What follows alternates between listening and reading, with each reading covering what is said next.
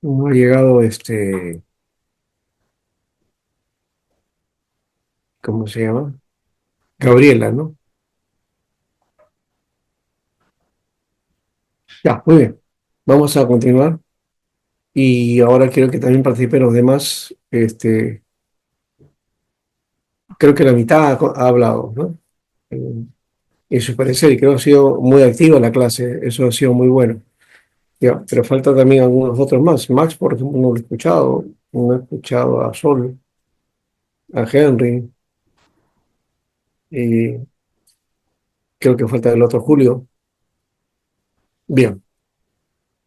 Mientras se van animando o puedan compartir ustedes, aquí hay algunas elecciones derivadas de Eclesiastés. Ya. Dice, aprendemos en que no consiste la vida del hombre y en qué, ¿no? No consiste en los bienes que posee. De hecho, eso Jesús lo mencionó también. En los evangelios está muy claro eso, aunque hoy día en la sociedad vive al revés. La filosofía de hoy es que la vida consiste en los bienes que posees, ¿no? Y esa frase popular, ese proverbio popular de que eh, tanto tienes, tanto vales, está muy vigente hoy día, ¿no? Más vigente de lo que estaba cuando alguien propuso ese pensamiento, ¿no? Entonces en la antigüedad de repente hacíamos las cosas por corazón, por vocación, por deseo, no importaba el dinero. Pero hoy día, en todo, en todo, siempre está ese aspecto, ¿no? Todavía hay Quijotes, hay gente que todavía está, que piensa de esa manera, que son muy idealistas, ¿no? Y que no juntan pan para mayo, ¿no? O que a veces se olvidan de eso, siguen, hacen su labor, y cuando llega el tiempo, pues no pensaron en sí mismo y más bien pensaron en los demás. Eso hay hoy, pero muy poco. Más bien la gente hoy día está pensando en sí mismo y en lo suyo, ¿no? No, pues tengo que ganarme el lugar y cuando lo tengo, entonces tengo que ahí asentarme porque ahí están pues mis posibilidades, ¿no? ¿No? Como alguien por ahí popularmente dice, ¿no? Hay que llevar los frijoles a la casa, ¿no? A la familia. Entonces, por eso hago lo que sea. Entonces, una cosa es el hecho de que ciertamente la sociedad está hecha así y hay que sobrevivir o buscar la forma de salir adelante y progresar. Eso está bien, pero el asunto de tratar de ir más allá de eso y pensar que solamente el mundo es ganar, ganar, ganar, tener, tener, tener. Entonces, Eclesiastés nos plantea ese aspecto. Así no es. Tampoco consiste en la cantidad de conocimiento. O sea, no, la sabiduría no tiene que ver con conocimiento. A veces confundimos. Algunos piensan que que sabe mucho, entonces, qué sabio es. No, no, no, no. La sabiduría no tiene nada que ver con el conocimiento, con el saber. Sí ayuda a conocer. Y como mencionó alguno de ustedes, ¿no? Ha estado Julio, Brian, Javier, Sol, no, Adi, Jorge, ¿quién más estuvo al comienzo? Bueno, dos o tres más que expresaron sus inquietudes o sus... Brian también, Leo, Leoncio también, sí, Leoncio, Brian también sí que compartieron, sí. Julio también. Ajá. O sea, más o menos unos siete u ocho de ustedes, todavía falta la otra parte. Ya. Entonces, y algunos mencionó este aspecto, ¿no? De la psicología, otros de la comunicación, el marketing, todo eso es importante, ¿ya? Inclusive, y yo que estoy en otro aspecto, eh, por ejemplo, al, se nos, al analizar todo el espectro, digamos, del trabajo pastoral y la investigación, entonces decíamos, bueno, hay que aprender de sociología, de filosofía, de historia, de arqueología, geografía, de historia universal, historia del Perú, ¿ya? Religiones comparadas, ciencias de la religión, ciencias bíblicas, ¿no? Entonces, todos esos saberes o, digamos, conocimientos son transversales en alguna manera, ¿no? ¿No? Al hecho de la pastoral. No es que el pastor tiene que ser conocer todo, no ser un todista, ¿no? No necesariamente es así. Es decir, no debe ser especialista en todo. Sí tiene que tener conocimiento de todo eso, música, arte, todo tipo de arte, ¿no? Literatura también, ¿no? En fin, de todo eso, pero esto no tiene nada que ver con respecto a, al,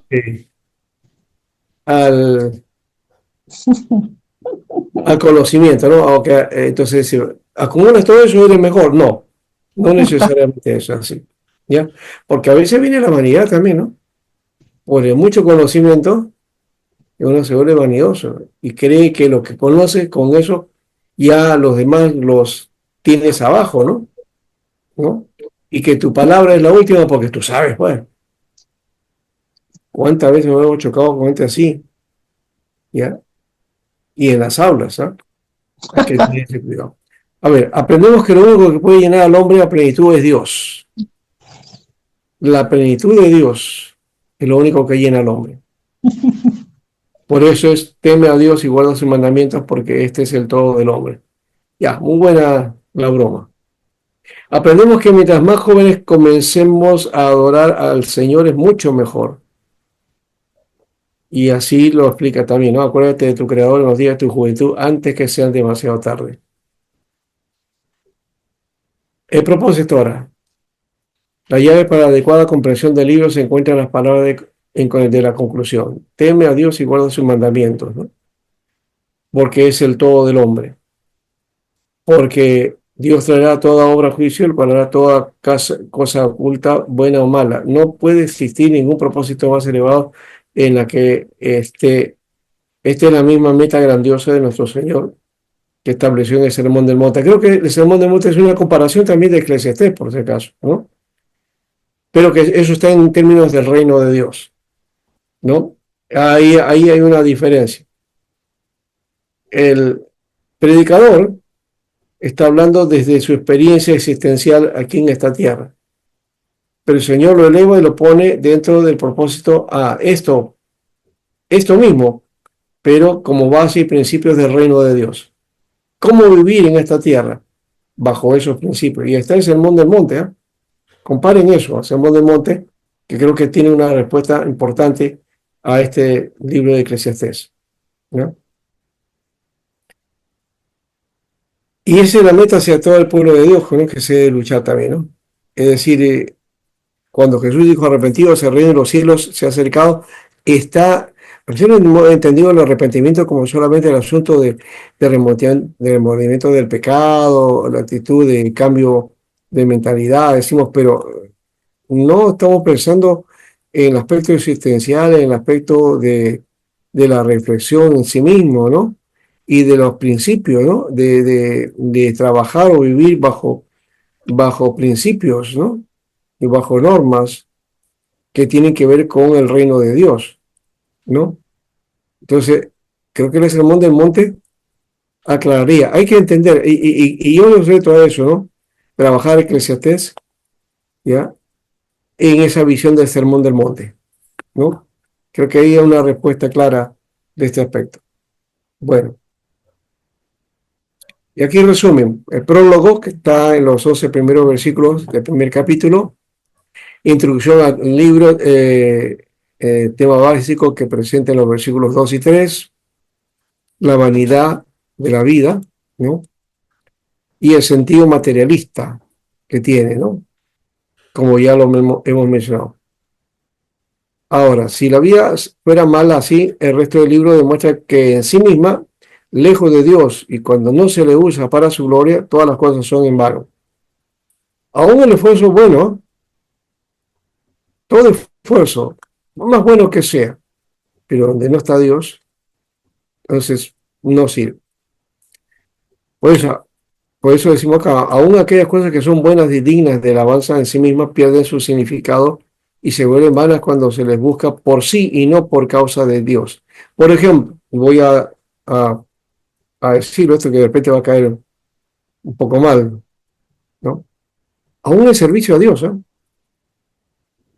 Aún servir, aún ser pastor, si lo hacemos solamente por el sentido de sí mismo, para sentirnos satisfechos, o para alabarnos a nosotros mismos, o para satisfacción propia, no tiene sentido, no serviría para Dios, ¿no? Aunque estemos predicando también. Lo correcto. Y por eso Pablo mismo lo dice en Filipenses, creo que menciona eso, dice, que algunos dicen, predican a Cristo por contienda, otros por vanidad, otros por vanagloria, pero él se goza, dice que al final, sea lo que sea, Cristo es predicado. Dice. Sí, claro. Lo que no dice ahí Pablo es que Dios va a tomar en cuenta esas cosas, ¿no? Entonces hay que tenerle cuidado de que ese bichito no entre a nosotros, ¿no?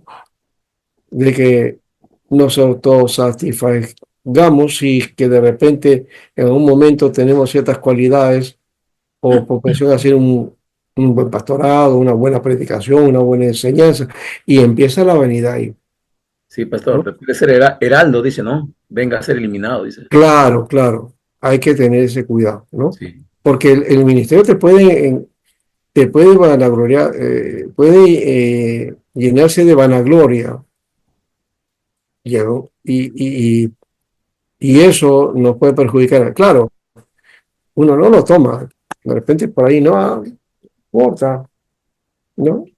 Lo está haciendo para el Señor, ¿no? Para agradecer al Señor, pero al final está haciéndolo para agradecerte a ti mismo, ¿no? Me acuerdo de alguien que decía, una vez, decía que era un pastor que era conocido más que la ruda, decía. No, soy conocido más que la ruda.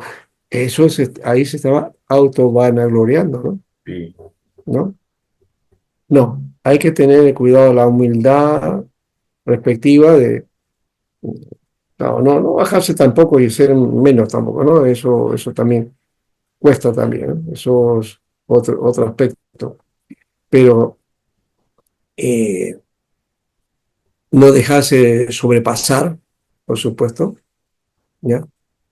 Ni dejarse rebajar, pero por otro lado tampoco este, creérsela que uno pues es como dicen uno, la última chupada del mango o la última Coca-Cola en el desierto, ¿no?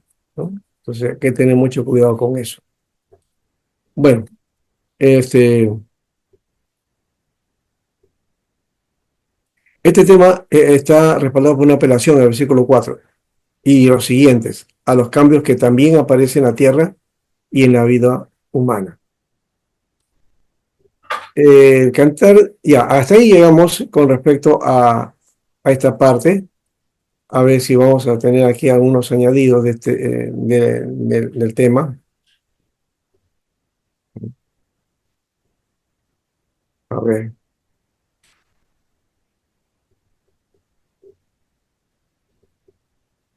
Ujú. Si nos cruzó esto, y a ver cómo. Ahí está, ya lo saco.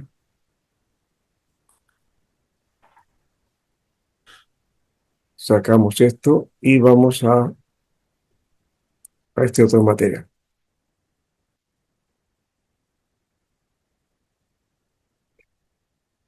Aquí te repito algunas cosas, pero ya hemos dicho, solamente para resumir, en hebreo Eclesiastés es Cogelet, significa predicador, ¿no? De que habla a la asamblea. No tanto a la iglesia en sí mismo, porque no está dentro del contexto de la iglesia. La iglesia no existía en esa época, y aunque en nosotros está la idea de que Israel era la iglesia en el Antiguo Testamento, bueno, esa es una visión desde la perspectiva reformada, pero bíblicamente no había iglesia, ¿no? A la reunión, simplemente, la asamblea. Nombre que corresponde por todo concepto, por todo su contenido, porque predica en forma de sentencias y consejos, tanto en prosa como en verso, ¿no? Y la vanidad de las cosas creadas, es, ¿no? Básicamente eso es. ¿Ya? Fue un libro muy leído en la iglesia primitiva, ¿no? Pero aún se continúa sin resolver el misterio de este nombre, Eclesiastés, porque Eclesiastés aparece como sentido de iglesia, ¿no? ¿No? Como hemos dicho, ya no tiene ese sentido, tiene más el sentido de predicador, ¿no? A ver qué pasó acá, está viendo un detalle. Estaba compartiendo la pantalla. Ahí están todos, ¿no? Sí, sí estamos, pero no está compartiendo usted la pantalla. Ya, voy a ver qué pasa con este asunto, porque yo lo veo como que está avanzando, ya, y, y no los veo a ustedes. Ah, acá estaban ustedes, acá. Ya, lo que pasa es que hay que ponerlo por acá. Está bajito. Ya, ahora sí, vamos a compartir. Ahora sí,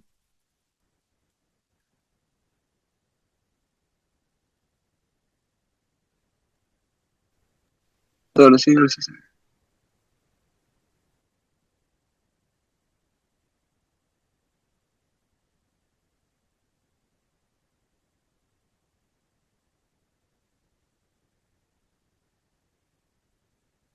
ya.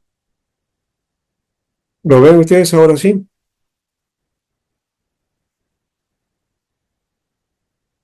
Entonces se llama Eclesiastés, ¿por qué? Porque fue leído en la iglesia primitiva, ¿no? Nada más que eso. El autor habla como título de hijo de David y la tradición judía y cristiana, pues entonces lo reconoce o lo reatribuye a Salomón, ¿no? Ahora, otra vez, ¿no? Algunos pasajes podrían ser de una época posterior a Salomón, ¿no? Por ejemplo, las referencias sobre la tiranía de los reyes, la corrupción de los magistrados, la opresión de los súbditos. Eso corresponde a una época posterior a Salomón. Señalan además que el lenguaje y el estilo no son del tiempo salomónico, ¿no? Numerosos exégetas católicos piensan que el autor se sirvió del nombre de hijo de David solo con el fin de dar más realce a la obra y fijan la composición de Eclesiastés entre el año 300 y 200. Por otro lado, acá está, podemos omitir la posibilidad de esta fecha, puesto que el libro no se presenta como escrito por Salomón, sino por un autor anónimo que se refiere o nos refiere de dicho del sabio rey. No dice yo, hijo de David, sino dice palabra de el predicador, hijo de David, rey de Jerusalén. O sea, está en tercera persona. Dice el predicador, ¿no? Y luego habla en primera. Bien, eso es el aspecto de construcción.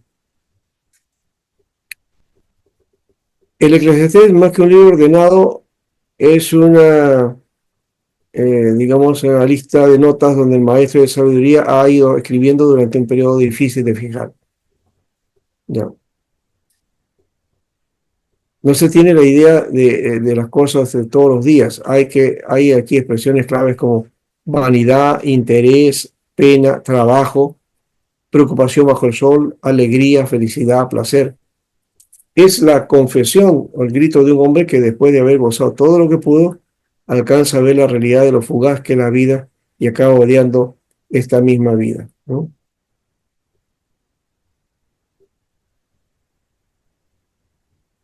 Los 12 capítulos que contiene este libro puede dividirse en dos partes: vanidades terrenales y vanidades y sabiduría práctica.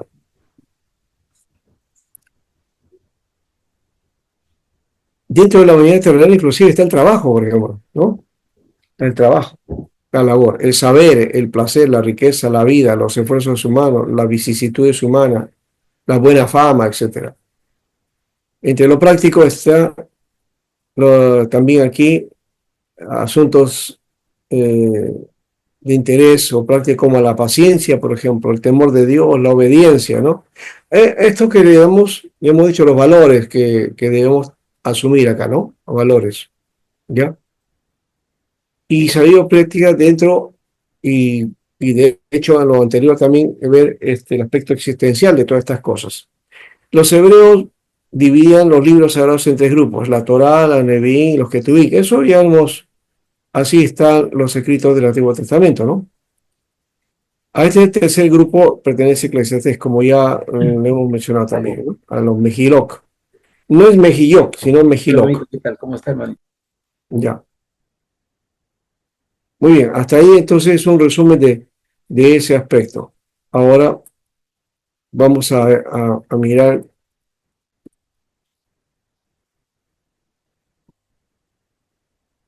otra vez para sacarlo, se me hace difícil. Ahora sí, ya lo saqué. Vamos aquí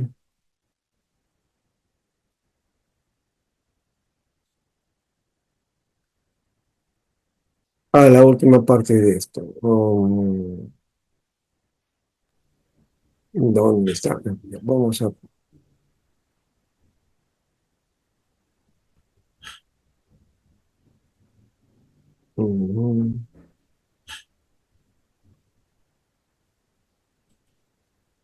Acá está.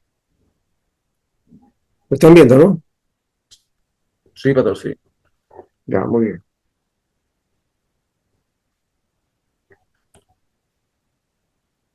Aquí está.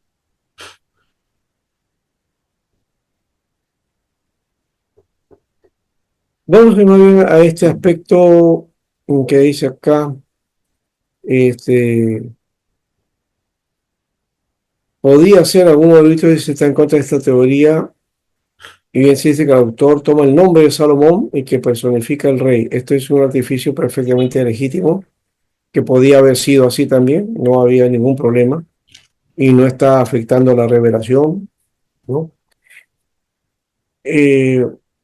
Ya hemos dicho todas las indicaciones acá respecto a esto, el nombre no aparece en el libro, el uso del tiempo, la expresión todos que fueron antes de mí, el ambiente del libro distinto de los días de Salomón y el lenguaje usado y las expresiones.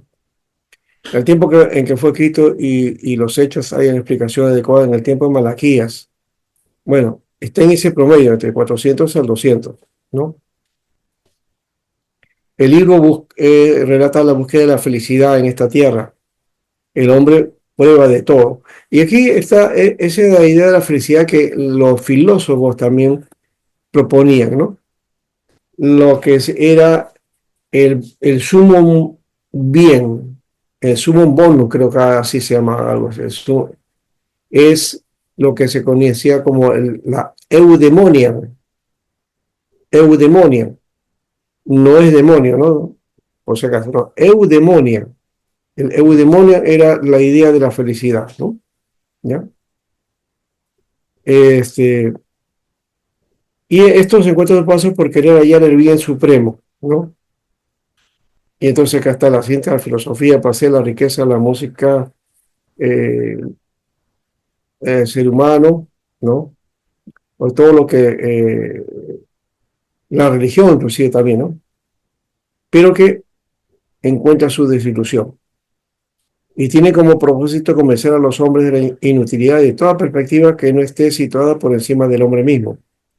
Pronuncia un veredicto que está sobre cualquier filosofía de vida que considere el mundo y el placer humano como el fin en sí mismo.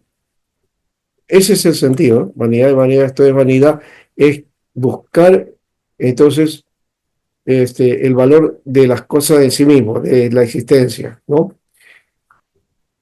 Es insensatez entonces considerar la felicidad personal como el sumo bien de la vida, que jamás se podrá lograr, ¿no? No podrá lograrse la felicidad y también esto involucra la autodeificación, que es un sentido que estamos llevando a la humanidad, ¿no? La autodeificación del hombre. Curiosamente estamos haciendo una sociedad atomizada, una sociedad que está en un crisis, ¿no? Con falta de valores, con un retroceso total, ¿no? Pero a la vez el hombre se autoedifica, o se deifica, no se autoedifica, también lo hace, pero por otro lado la autodeificación, es decir, se endiosa, el endiosamiento del hombre, el apoderamiento del hombre. Y ojo, eso no tiene nada que ver con algunos que dicen, no, el humanismo tiene, no, si fuera el humanismo de alguna manera, el verdadero humanismo, la cosa sería diferente. Pero no, es vanidad, es la autodeificación de lo malo del hombre, ¿no? De lo malo del hombre. Y hoy día se nota inclusive la forma que se eligen en las naciones, ¿no? Los gobernantes. Son pocas las naciones que de alguna manera eligen con ciertas cualidades, ¿no? Más bien son patanes, hablan tontería y media, insultan, gritan, hacen improperios, ¿no? Pero aún así los eligen, ¿no? Yo no veo cualidades en esas cosas, ¿no? Hoy estamos carentes de liderazgo, de verdadero liderazgo. Y los de ahora, pues, son cualquier cosa, ¿no? Ahora, eso hay que tener mucho cuidado. El libro nos enseña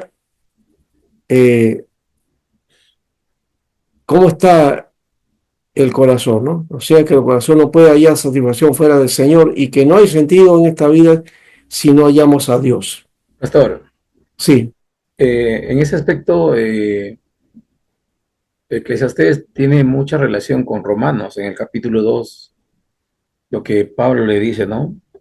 Por cuanto eres inexcusable, oh hombre, quien quiera que seas tú. sí, sí, Tiene- pero ahí ya lo hace desde otra perspectiva, ¿no? Ahí está hablando, tomando cuentas al hombre de lo Ujú, que hace, ¿no? claro, Acá exactamente. está buscando no eso, sino cómo puede salir de esta situación, ¿no? Ahí, Claro, sino la maldad, ¿no? Cómo se... exacto, sí. No, que el tema está ahí, sí, está ahí. Ahora, el único principio verdadero es reconocer al mismo Dios como el supremo valor y, y que su y lo significativo de la vida es una vida dedicada a su servicio. Pero vuelvo a repetir también ahora, no es el servicio por el servicio, ¿no? No es el servicio a sí mismo o la autosatisfacción de servir a Dios, entre comillas. Porque cuando va al valor supremo es dedicarnos al servicio de Dios, pero que estamos haciéndolo a quienes finalmente, a los hombres, ¿no?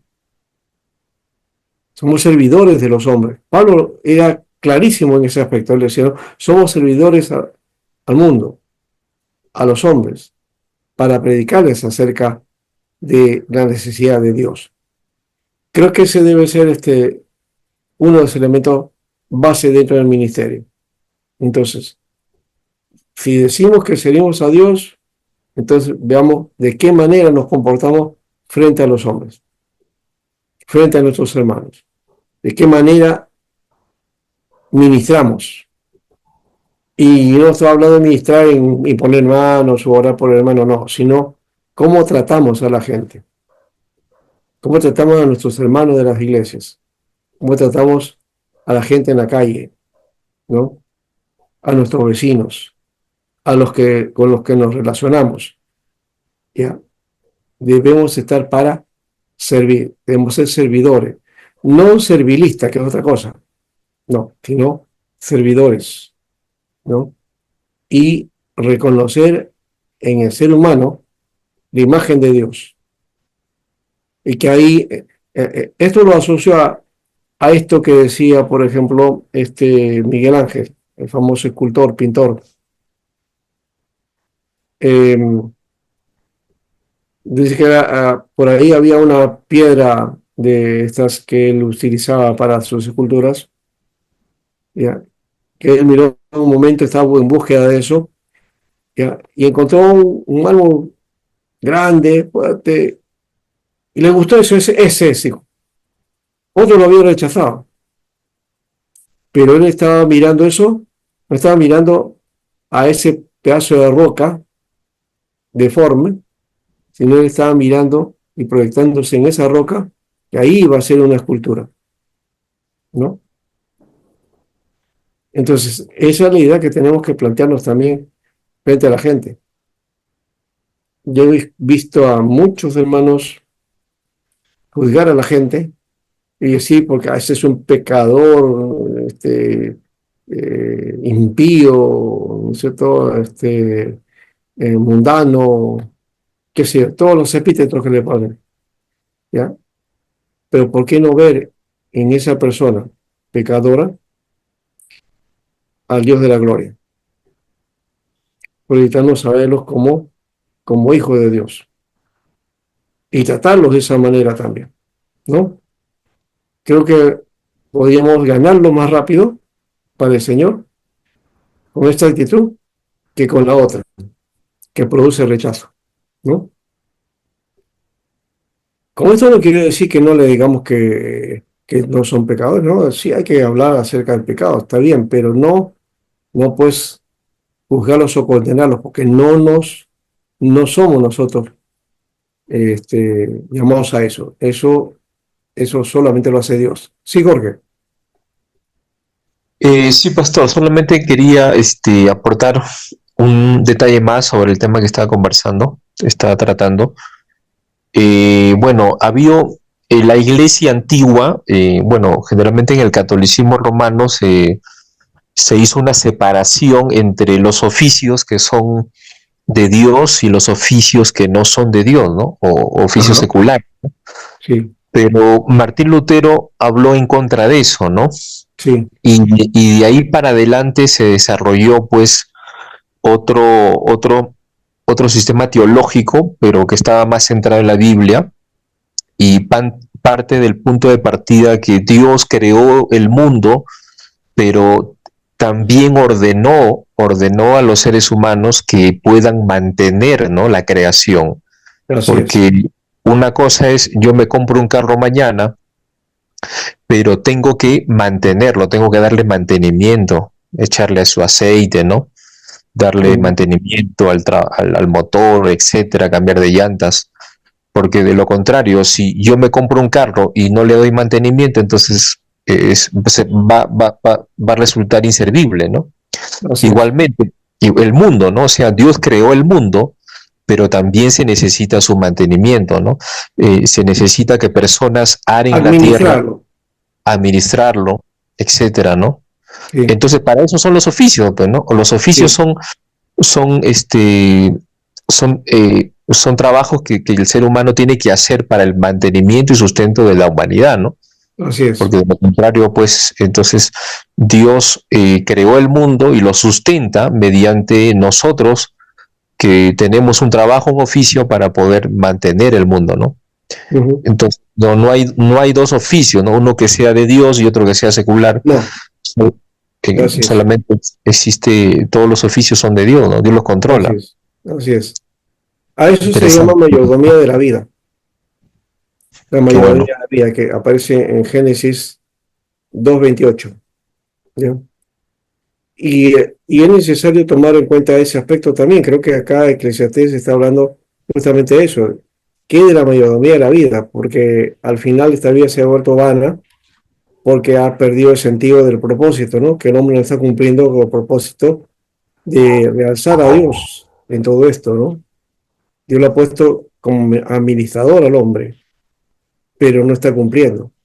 Entonces, eso creo que es necesario también. Y por otro lado, añadiendo esto que tú mencionas sobre Lutero también, Calvino también pensaba de lo mismo, hablaba de lo mismo, ¿no? De ahí se acuñó esa idea de el destino manifiesto, de parte, ¿no? Que Dios nos ha puesto en esta tierra por un propósito, ¿no? ¿No? Claro, esa idea luego se ha ido tergiversando, pero básicamente ese es el sentido del destino manifiesto. O sea, la iglesia, todos nosotros somos puestos por Dios un propósito en esta tierra y hay que cumplir ese propósito. Y entonces en ese propósito tú puedes ser pastor, pero también puedes ser doctor, puedes ser dentista, puedes ser zapatero, puedes ser comerciante o banquero, pero esa función hazlo para Dios, ¿no? Cumple con ese propósito. Eso creo que es parte del hecho. Y cuando lo haces de esa manera, entonces no encuentras vanidad en la vida, tiene un propósito, ¿no? Bueno, aquí está entonces las disertaciones que aparecen, eso no lo hemos puesto de esta manera, ¿no? Recién lo estamos planteando. Acá hay 4 disertaciones, o sea, 4 momentos, ¿no? De predicación. La primera está en 1 al 2:26. Vanidad de la sabiduría humana, los esfuerzos humanos, la demostración del tema. El segundo, la segunda disertación o la segunda predicación es las leyes que gobiernan la vida. Capítulo 3, 1 al 5 al 20. Y aquí lo hemos dividido en 3. La actitud de prudencia, pero es 1 a 22. Ser prudente, que hoy hay mucha imprudencia, ¿no? B, las desilusiones de la vida terrenal, 4:1 al 16. Que ese aspecto de la desilusión de la vida terrenal no nos vuelva pesimista, ¿no? O negativista. C, la vida que busca lo suyo, 5:1 al 20. Este es el otro lado también. La búsqueda del beneficio personal, ¿no? Pues busco mi reino, busco lo mío, busco esto. En donde sé, ahí lo voy a buscar y me aferro a eso, ¿no? ¿No? Eso está en todas partes, por si acaso, ¿no? Hasta en términos religiosos de la iglesia, está metido también así. Tercero, la tercera disertación, la insatisfacción de los bienes terrenales, 6:1 al 8:17. 3 cosas aquí, la insuficiencia de los logros, 6:1 al 12. Si cuando llegas a lograr algo, te sientes satisfecho por eso, o simplemente encuentras que ya lo logré, pero tanto luché para eso, para ahora dejarlo ahí como si nada, ¿no? Bueno, otro es el consejo de prudencia, 7:1 al 29. Siempre necesitamos consejos, todos necesitamos consejos, ¿no? Y ser prudentes, pero también cuando a veces hacemos algo que no es correcto, ¿no? O que por ahí se asoma y es imprudente, una actitud, una palabra, una acción. ¿Por qué no el consejo adecuado? ¿No? C, comprender al mundo imperfecto. Este es el otro elemento también, porque no lo comprendemos así. Decía anteriormente, ¿no? Tenemos ese espíritu de juzgar al otro, y especialmente al que no conoce al Señor. Pero comprender al mundo imperfecto, que no va a cambiar, que la maldad no va a variar, que la injusticia va a seguir, que la corrupción también, pero por lo menos hacer algo para que este mundo sea mejor, ¿no? ¿No? Menos imperfecto y menos diferenciado, ¿no? ¿No? Bueno, ahí está, 8:1 al 17. La cuarta disertación, o sea, el último discurso de esto, el cuarto discurso, Dios juzgará las injusticias. De eso no hay que olvidar. Creo que a veces la justicia humana te equivoca, y de hecho que se equivoca muchas veces, ¿no? Y de hecho que esa figura de la justicia con los ojos vendados no significa que es ciega. Ahí tiene un significado y un valor importante esto. La justicia tiene los ojos vendados para no mirar a nadie o para quienes están ahí para hacer justicia, no valorarlo, ¿no? O ladear su decisión, ¿no? La justicia debe estar por encima de todo y no puede beneficiar a unos y perjudicar a otros. Por eso es que está esa imagen de la justicia con las vendas, no porque está ciego. Ahora, por ese mismo motivo, también hay que ver que la justicia es hecha de esa manera, la justicia está en el nivel de lo que Dios hace, porque justamente Dios es el juez de los jueces, ¿no? Y necesitamos entonces entender que Dios es el que finalmente juzga. Y juzga las injusticias. Como decíamos, aún la justicia humana sí se equivoca, hay que reconocerlo. No que todo es de equivocación o todo es de error, eso depende de cómo maneja también, o cómo se manejan los jueces. Si en una sociedad hay corrupción, pues eso, la justicia también va a estar por ahí, ese lado, ¿no? ¿No? Entonces, hay que tener cuidado de que si esto no funciona aquí, por lo menos, pues Dios de todas maneras sí funciona. Y las consecuencias van a ser fuertes, ¿no? De aquel que escapa de la justicia humana, pero no va a poder escapar de la justicia de Dios. De esa nadie nos salva, excepto la obra de Jesucristo, ¿no? Pero para el que cree en Cristo, ahora, eso no nos inhibe que todo lo malo que hayamos hecho acá en esta tierra, ya, entonces nos libre el Señor, porque sí, la justicia implica también restitución, y el que ha hecho lo malo tendrá que pagarla, ¿no? Bueno, aprovechamiento de la vida temporal aquí, 9:1 al 18, ¿no? ¿Cómo aprovechar la vida temporal? ¿Ya? ¿Se puede aprovechar? Sí, se puede aprovechar. Incertidumbre de la vida y efectos de la necedad. Si dentro de la visión existencial de este vacío encuentras que hay incertidumbre en la vida, hay momentos de incertidumbre también, sí. Cuando las situaciones de la vida uno no, pues, no salen como uno desea, ¿no? ¿Ya? Y muchas veces eso nos puede llevar a la necedad también, ¿no? ¿Ya? Pero los efectos de la necedad es, entonces, despreciar la sabiduría y dejarse llevar por el vorágine de las cosas, ¿no? Hay que tener el cuidado y el equilibrio, entonces, capítulo 10, 1 al 20. Y lo tercero aquí, de esta cuarta eh, este, eh, disertación, de esta cuarta predicación, o el discurso, la mejor inversión en la vida, capítulo 11, 1 al 12, 8. La mejor inversión, nuestra vida puesta en Dios, ¿no? Las conclusiones, la vida a la luz de la eternidad, 12, 9 al 14. Siempre tenemos que vivir en proyección eterna. No que vamos a vivir para siempre aquí, no, sino en proyección eterna en el sentido de que nuestra vida tiene un valor elevado más allá de estas circunstancias de la temporalidad. A eso nos referimos, ¿no?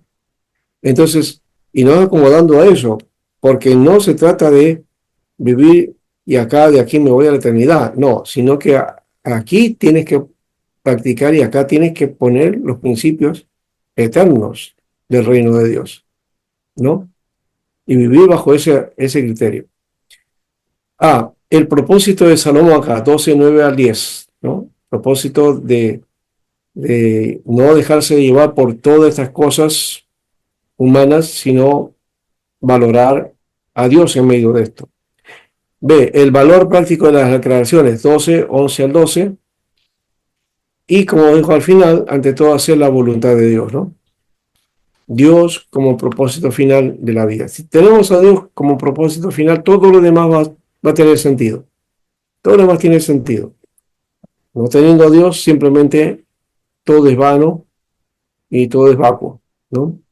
No hay propósito de sentido en una vida que no dependa de Dios o que no tenga a Dios en cuenta, ¿no? No sé si en esto puedo concluir con este aspecto. Alguien mencionó de que la idea de Dios no es necesaria, decía, pero es necesario creer en Dios porque eso le va a dar sentido a la vida, decía, ¿no? Así que, bueno, ahí está un pensamiento importante, ¿no? Muy bien, ahí terminamos esta parte y no sé si yo quiero darle la participación a los demás aunque me parece que ya se fue. Está, bueno, está Zuri acá muy bien y Sol. A ver, los que faltan aquí compartir. Ya hemos tenido eh, a varias intervenciones de ustedes. Quiero más bien ahora ver qué dice Sol, qué dice Zuri, qué dice Henry, qué dice Max, que está en silencio en estos días, ¿no? No lo veo muy dinámico. A ver, meten su voz.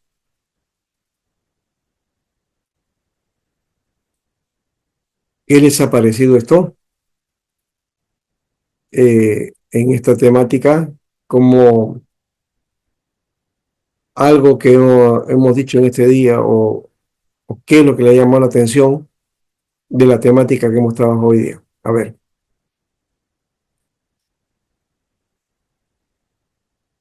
no se peleen mucho. ¿Quién es el primero?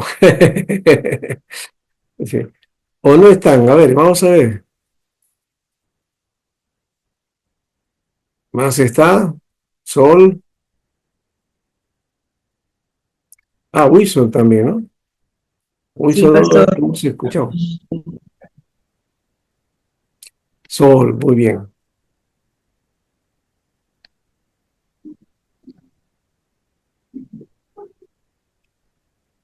Y pastor, como, bueno, como yo estaba escuchando, la verdad que me pareció muy interesante. Hay algunas cosas que, por ejemplo, usted había mencionado en las traducciones, cosas así que, bueno, la mayoría de cosas que habla en la clase las escucho, que son nuevas, para mí no las he escuchado antes. Y, por ejemplo, bueno, rescataba lo que usted mencionó, lo de por quién fue escrito, lo que significaba también. Y bueno, eso, pastor. Y lo que Ya. nos explicó también que se encontraba al comienzo entre los libros, que estaba también junto con Cantares, pues, que nos mostró en el esquema. Ah, ya, no, esa es la forma de la, digamos, la clasificación de los libros dentro del mundo hebreo, ¿no? Dentro de los judíos. Sí, Pastor, y por clasificado, por ejemplo, con esos libros, eran 5, ¿no? Ahí creo que estaba Cantares también. sí, Están, Cantares también está. están Y juntos porque tienen, Eclesiastés está al final, sí. ajá, esos están en la misma clasificación porque tienen en común algo o por solo porque siguen así, por la secuencia. Los mejidos son los ruidos que se leen en las fiestas judías, las principales fiestas judías, ¿no? Ya. Mm, Tienen importancia ah, por ya, ese motivo, sí, ya, pues. muy bien. A ver, ya bueno, ya Sol nos ha dado su parecer y bueno, ha sido novedoso para ella y espero que ahora leas el Eclesiastés bajo todos estos criterios, ¿no? Lo vas a entender mejor, creo. Sí, va a ser. Ya, muy bien. Ah, ¿quién más? El siguiente. Sí, pastor, yo le quería comentar algo muy, muy importante del libro de Eclesiastés, ¿no? Yo también estaba leyendo un poco y escuchándolo, claro, como, Ya. como lo menciona, ¿no? Y más me impactan las palabras claves que usted menciona, ¿no? Como es la sabiduría, el sabio, todo eso, que nos puede reflejar a nosotros como cristianos, ¿no? Y hay una palabra que usted mencionó que se llama la futilidad, ¿no? Futilidad. ¿Cómo Ujú. lo puedo relacionar eso delante de las personas, se podría decir, ¿no? Esa palabra Bueno, futilidad. no es una palabra que utilicemos mucho, ¿no? Pero es una palabra en castellano. Lo fútil está Ajá, hablando de lo vano, ¿no? Fútil ya. es algo que no tiene sentido, no sirve, ¿no? Ay, ay, ¿No? eso. No Eso. tiene un propósito eso, ¿no? ¿No? Mm, Eh, por ahí podemos trabajar ese aspecto. A ver, Sí, yo usted por ejemplo, en el PPT justo lo mencionó y esa, pues, de todas las palabras, esa palabrita tampoco que me llamó la atención, futilidad, como no mucho le he escuchado personalmente. ya. Que no tiene importancia, esa futilidad, poca o ninguna importancia, cosa inútil. Ay, ay, ay. ¿ya? Algo Algo, inútil, ¿ya? Entonces vendría a ser algo contrario para nosotros, ¿no? Algo contrario. Claro, Ok, de poco aprecio o ahí de está el poca importancia, ¿no? Por eso aprecio. decía, bueno, que es vano, ¿no? Que no tiene sentido, ¿no? algo que también podemos, nos Gracias, resalta, pastor. perdón. Algo que también nos resalta, bueno, yo lo que he hecho el análisis después de leerlo es 4 puntos importantes, ¿no? Que les he resumido. Por ejemplo, nos da logros intelectuales, ¿no? El gran contenido de sabiduría que contiene el libro nos puede hacer personas preparadas para tomar decisiones correctas y morales en nuestra vida, ¿no? Otro, Exacto, otro punto que resalta es la riqueza y el lujo. Si bien es cierto, son importantes para sobrevivir o expandir negocios, pero nos ayuda a entender que no debe ser el propósito principal de nuestra vida, porque podemos descuidar nuestra salud, familia o nuestra comunión con Dios, ¿no? Si nos afanamos en la riqueza. Otro punto importante y creo que muy importante porque los 2 puntos anteriores son individuales, ¿no? Para una sola persona, pero lo que viene, por ejemplo, la parte política, ¿no? Nos hace ejercer un buen gobierno, digamos, no yéndonos a la corrupción, a cosas banales, ¿no? Imagínense si los políticos pudieran leer estos libros sapienciales o el Eclesiastés, tuviéramos una mejor sociedad o un mejor mundo, ¿no? Y la sí, última parte que yo rescaté es la religión. En este punto nos ayuda a entender el celo religioso solo a Dios, reconociéndolo solo a Él como el autor de todo, ¿no? Eclesiastés nos ayuda a vivir de una vida y disfrutarla dentro de los valores éticos y morales, conservando eso, así ¿no? es, Siendo así es. responsables, honestos en todo, en nuestra manera de vivir, hablar y ser, como decía usted, ¿no? Y transmitir que somos hijos de Dios, ¿no? Sobre todo con temor y dependientes en todo aspecto de Él, ¿no? No que mi fortaleza me ayuda en la tentación, sino que mi dependencia de Dios y su santidad me ayuda a perseverar también contra el pecado, ¿no? Y es más, yo creo que Eclesiastés, también como lo analicé, es una es como algo profético, lo podríamos decir, del Nuevo Testamento. En el Eclesiastés nos ayuda a ver que la vida es vana, que el dinero es vano, que todas las obras son vanas y que solo importa Dios. Y esto podríamos decir que está anticipando al Nuevo Testamento en que la salvación es por gracia en Jesucristo y no por dinero, no por obras, ni por Así nada que el es. hombre pueda hacer, ¿no? Sí, así es. Eso es verdad. Y hablando solamente de este aspecto, para aclarar también, cuando hablas de la riqueza y todo eso y del dinero, no es que eso no sea necesario, como tú mencionaste, es necesario, pero no centrarse solamente en eso. Pero si en algún momento tu actividad, tu trabajo te produce eso en buena manera, bien, porque eso te va a servir también como impulso, ¿ya? Pero que eso no te gane, ¿ya? Porque hay otros valores en la vida, ¿ya? Saber manejar ese aspecto también, ¿no? O sea, hacer una mayordomía en este caso.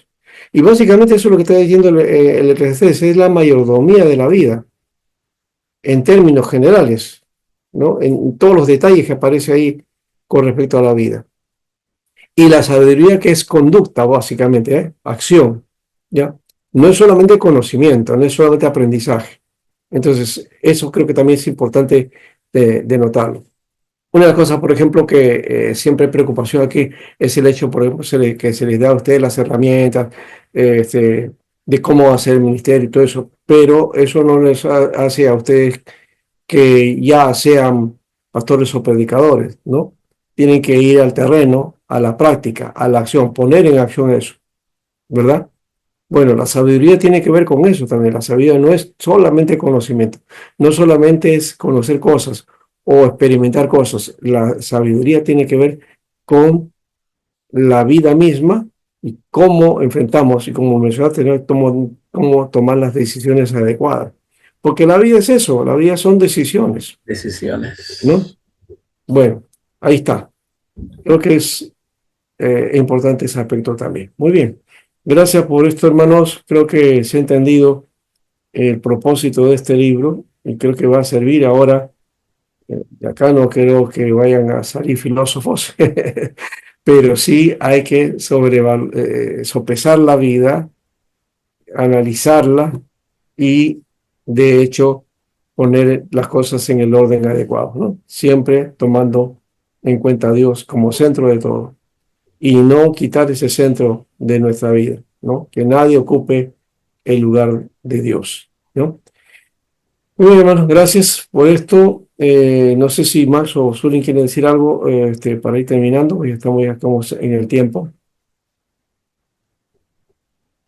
Sí, pastor, Ujú. como decía, este libro de Eclesiastés, creo que lo voy a leer otra vez. Y Ya, sí, se enfoca mucho en la vida, como usted decía, y nos muestra un enfoque más profundo.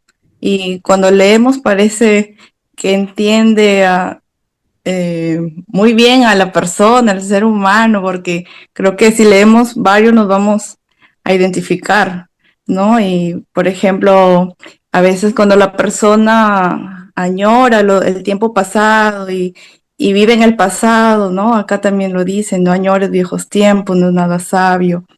También que disfrute de la prosperidad, pero también que cuando vengan tiempos malos, difíciles, debamos reconocer que ambos provienen de Dios, o sea, son consejos, ¿no? Para la vida que nos ayudan y podemos nosotros como, como vernos ahí también, identificarnos y poder salir tal vez de algo que estamos pasando, ¿no?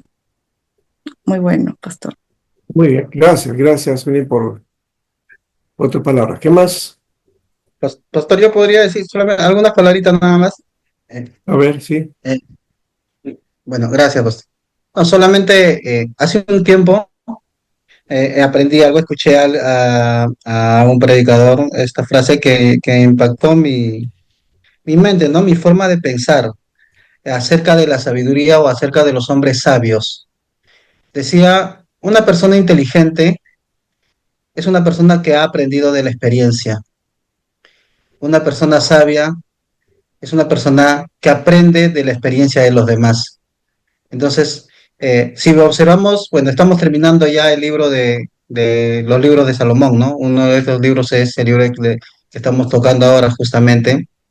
Se le dice a Salomón que fue un sabio porque escribió más de 1000 proverbios, ¿no? Los judíos lo tienen así.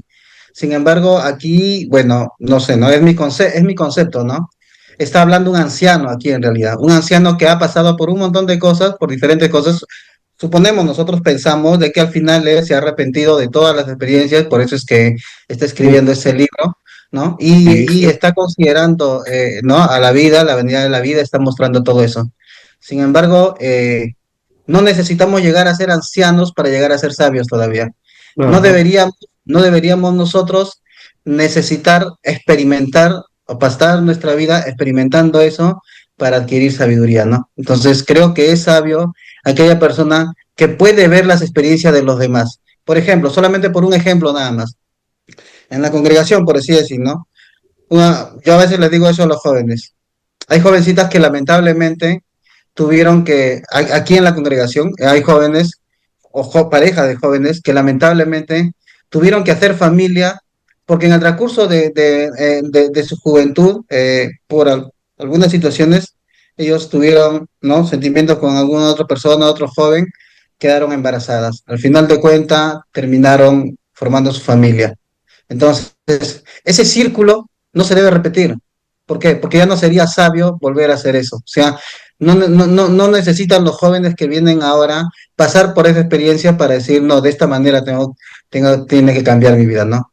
Entonces, yo creo que es más sabio aquella persona que ve las experiencias de los demás, lo toma, aprende y lo toma, ¿no? Entonces, como dice el libro de Proverbios en una parte, ¿no? Dice, vi tras la celosía a un joven, ¿no? Imprudente y vi cómo cruzaba la calle y una mujer se le lanzaba sobre los brazos, ¿no? La mujer ajena, ¿no? Está mostrando. Entonces, ahí el proverbista está mirando, ¿no? La acción de otro. Y dije, y medité sobre la insensatez de este joven, dice, ¿no? Entonces, creo que por ahí viene también la sabiduría, ¿no? La sabiduría, el ser sabio viene por ver la experiencia de los demás y ya no necesitas tú repetir el mismo problema para experimentarlo o para hablarlo después, ¿no? Entonces, bueno, yo solamente puedo decir aquí, Salomón, si es que es él quien lo ha escrito, ya es un anciano, ha pasado por un montón de cosas, está dando consejos, pero la sabiduría en sí viene viendo los consejos, la vida que él ha tenido y no hacer lo mismo nosotros ya. Bueno, pastor, ese era mi aporte. Ya, muy bien. Sí, esa es la concepción que tiene el predicador aquí, ¿no? Bueno, ya lo último, acá está hablando, diciendo cuál es la diferencia entre sabiduría y conocimiento. Bueno, y alguien le respondió, conocimiento es lo que conocemos y sabiduría ponerlo en práctica. Bueno, el conocimiento no solamente lo que conocemos, es lo que vamos captando, ¿no? Y la sabiduría, claro, es la capacidad de usar el conocimiento, sí. O lo que vas aprendiendo, básicamente más que conocimiento es el aprendizaje, ¿no? Aprendizaje. ¿Ya? Porque conocimiento puede ser, digo, puedo saber de matemáticas o puedo conocer de literatura, pero no necesariamente eso te habilita para la vida, ¿no? Debería hacerlo, sí, ¿no?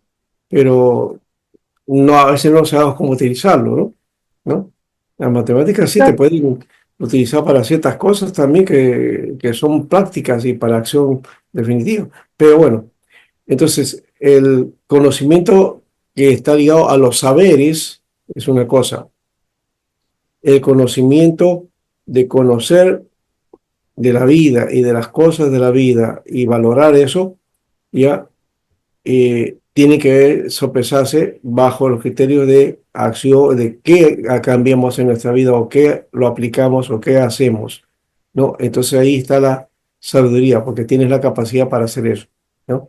Entonces no es solamente información, no es conocimiento de información, ¿no? Sino de saber, digamos, internalizar en nosotros en acciones concretas, ¿ya? Y el sabio es que manifiesta su acción, su conducta, ¿no? No es en la palabra, sino en las acciones. Ahora, si la acción y la palabra, la palabra están unidas, perfecto, eso es sabio. Ese es el sabio, ¿no? El sabio no es solamente el que te da la palabra y actúa de otra manera, eso no sería sabio, ¿no? Ni el que tiene mucho conocimiento, tampoco es, ¿no? Entonces es acción y palabra, ¿no? Muy bien, vamos entonces a dejar aquí este aspecto. La próxima semana volvemos, ya es la última, ¿ya? Y aquí hacemos un redondeo, en todo caso, de todo lo que hemos hecho en este trabajo, ¿ya? O sea, le doy el plazo para sus trabajos, sus resúmenes, ¿no? Eh, Sí, va a ser resumen de resumen. Y vamos a hacer entonces el resumen y le damos el tiempo también para sus trabajos de informe de lo que hemos llevado hasta el Eclesiastés. Ya me han llegado algunos, pero todavía faltan, así que están en el plazo. Luego de eso ya no hay reclamo, ¿ah? Porque si no me dan esos trabajos, entonces ya no hay nota, ¿no? Entonces, por favor, cumpla con esto, ¿ya? Bendiciones, hermanos, y nos estamos viendo la próxima semana. Pastor Timoteo, buenas noches. Ahora sí le dejo el espacio para usted.